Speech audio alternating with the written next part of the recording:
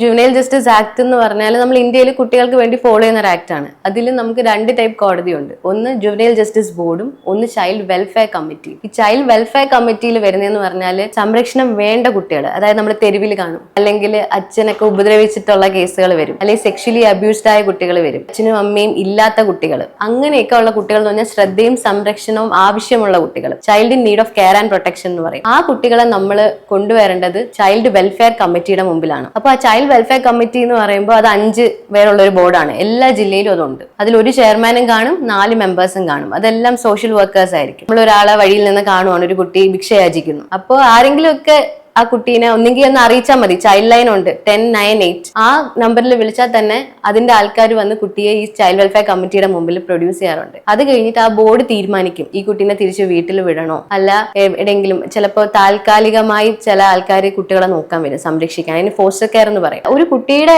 Best interest ആണ് എപ്പോഴും നമ്മൾ നോക്കുന്നത്. അപ്പൊ അങ്ങനെയാണ് ചൈൽഡ് വെൽഫെയർ കമ്മിറ്റി.